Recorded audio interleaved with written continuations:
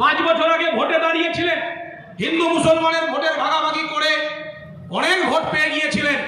আবার তিনি দাঁড়িয়ে গেছেন, এখন নৃত্য করছেন, মোড়ে মোড়ে গম্ভীরা গান বাজিয়ে তিনি নৃত্য করছেন, রামনবমীর মিছিলে তিনি নৃত্য করছেন।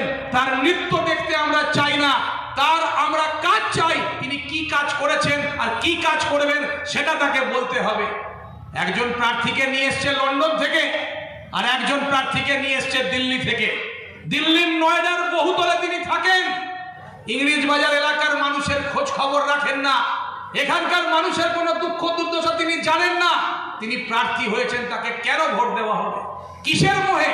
পাড়ায় পাড়ায় এটা প্রচার করতে হবে, মানুষের কাছে যেতে হবে। অর্থবল আমাদের কম আছে, আমরা অত দেওয়াল লিখতে পারি না, আমরা অত ব্যানার লাগাতে পারি না, আমরা অত পোস্টার ছাপতে পারি না। আমরা তো পারবো প্রতিটা ঘরে ঘরে ঢুকে শিকল বাজিয়ে কলিং বেল বাজিয়ে গিয়ে হাতে পায়ে ধরে ভোটটাকে আমরা আদায় করতে, মানুষকে বোঝাতে। এইটা আমাদের করতে হবে।